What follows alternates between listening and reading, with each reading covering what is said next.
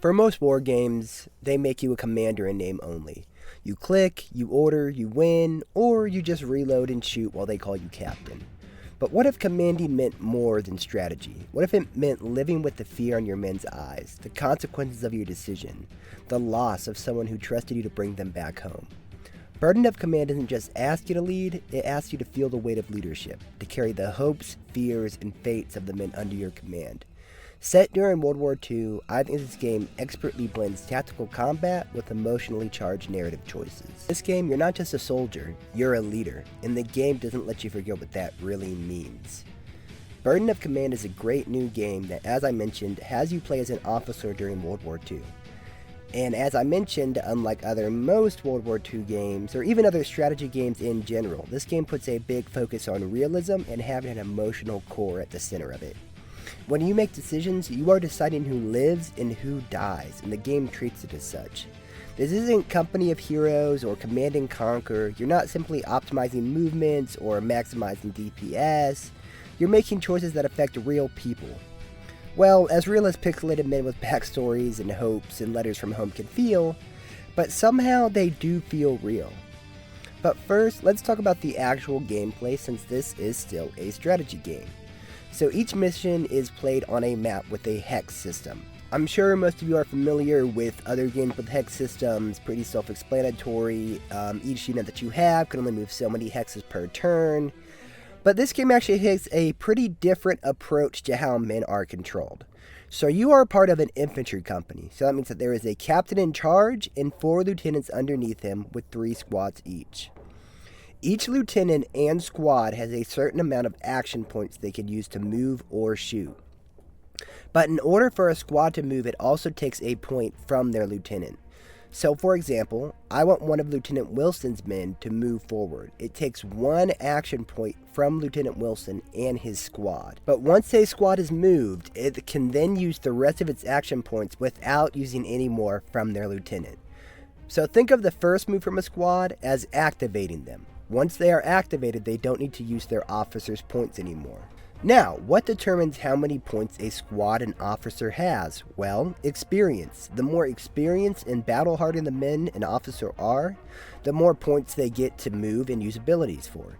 So each officer starts with 4 action points, and each squad starts with 2.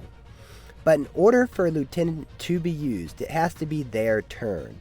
So at the start of a round, you will get to choose which lieutenant's turn it is by clicking on them. When it's their turn, only them and their squad can use action points. No other lieutenant can. Once all their points are used up, then you end your turn and the enemy officers will get a chance to do something before control returns to you, and you get to choose another lieutenant to move. So each turn in-game is made up of multiple rounds.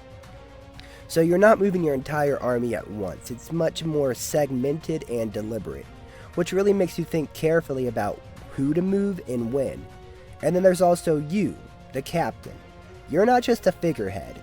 You can be used during any lieutenant's turn to support squads directly. The captain has their own pool of action points and can take control of any squad, call in artillery or support abilities you have, and even rally shaken troops.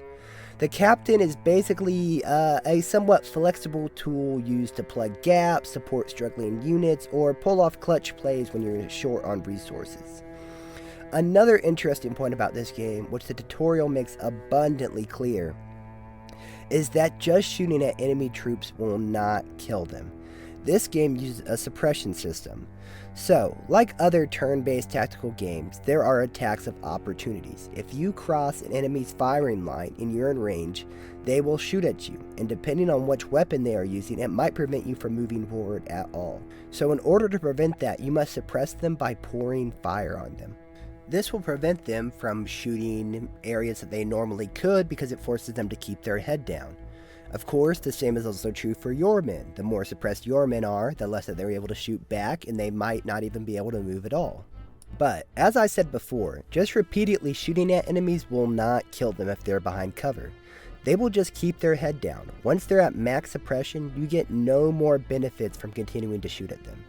In real life, if I'm hiding behind a stone fence, it doesn't matter how much you continue to shoot. If I keep my head down, I will not die. A magic bullet will not just pierce through there and kill me.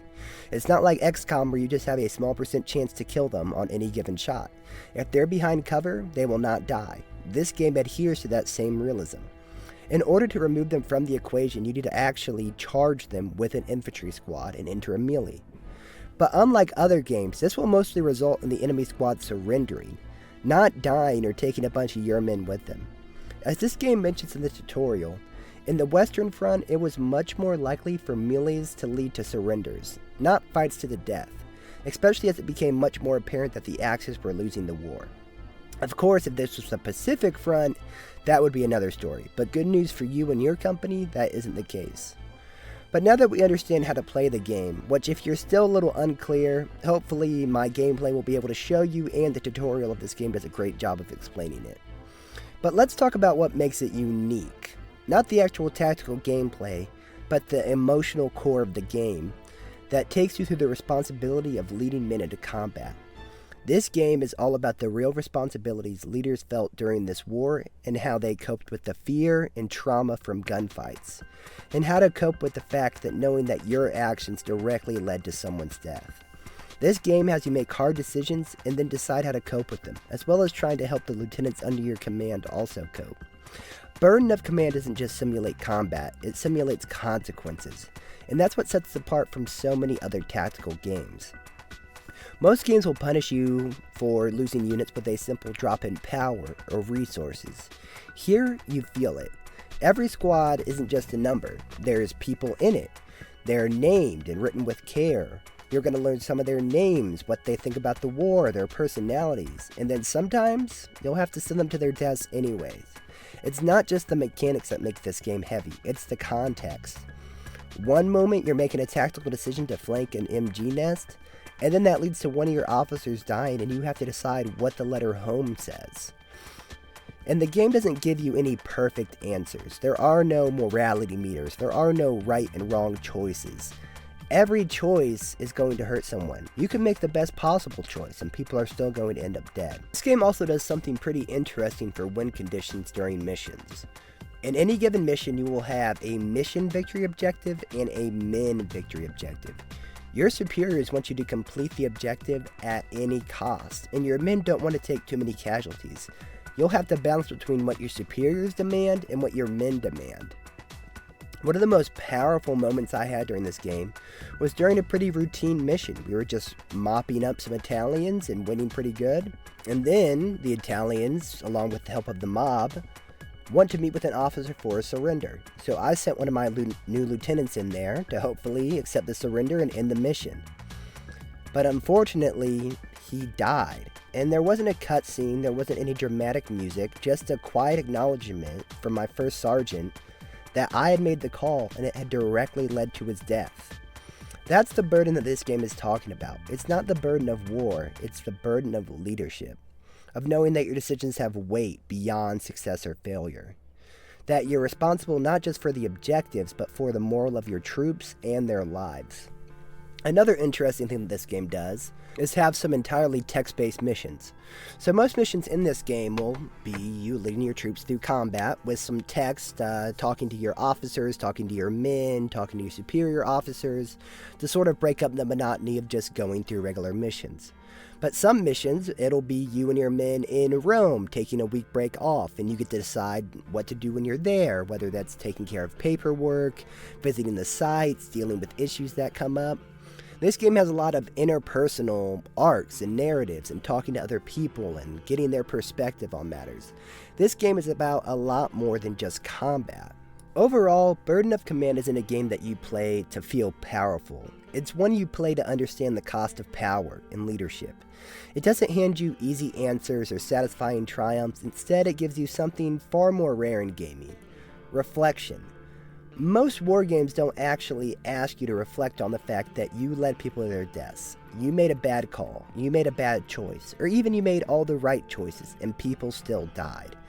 How would you deal with that? How did people back then deal with it? That's what this game wants you to consider and reflect on. And I think it does a great job. There are not a lot of other games like this in the genre that will have a serious, realistic look at what officers and men went through. So that is all I have. I want to give a big shout out to the team for giving me early access to this title. It is seriously a lot of fun. I cannot overstate that much. I didn't want to go into too many spoilers on this game because I think it's best to go in blind. And then I also do think no saves coming on this title. Seriously, it is all about the experience, and obviously restarting a mission because you know what's going to happen sort of takes away from it. So that's all I got. Please do remember that Jesus loves you, and God bless everyone.